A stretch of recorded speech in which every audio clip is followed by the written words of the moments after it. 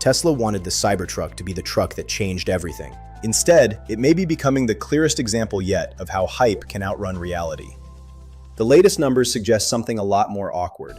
Tesla may be leaning on its own companies to keep the story alive. The Cybertruck launched with all the usual Tesla spectacle: wild design, massive expectations, headlines everywhere. For a while, it looked like the truck could be one of the company's biggest product wins. But the latest reporting changed the picture fast. SpaceX reportedly bought 1,279 Cybertrucks in Q4 2025, which was about 18% of US Cybertruck registrations that quarter. When you include other Musk-linked companies, the total was reportedly around 1,339 units, or roughly 19% of Q4 registrations. That's not a small footnote. That's a serious clue about where demand is really coming from. And that's the issue. It's a fundamental question. The Cybertruck is no longer just a flashy EV pickup story.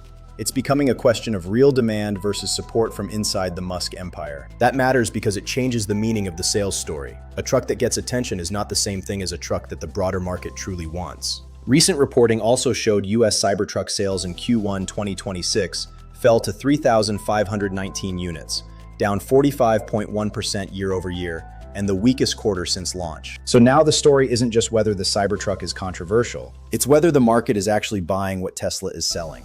That distinction matters for truck buyers.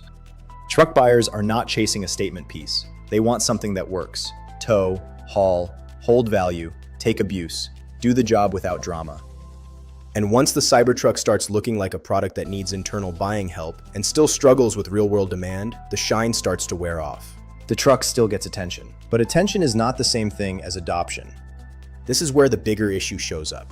If Tesla's most aggressive truck still needs help moving units, then the whole future of trucks pitch gets harder to sell. Not because the Cybertruck is irrelevant, but because it highlights just how difficult this market still is. That's the real story, not just a weak sales quarter that exposes a deeper demand problem. The Cybertruck was supposed to prove Tesla could do what everyone else couldn't. Instead, it may be proving something far more uncomfortable. The truck market does not care how futuristic your product looks. It cares whether people actually want to buy it. What do you think? Will the Cybertruck win over the real market?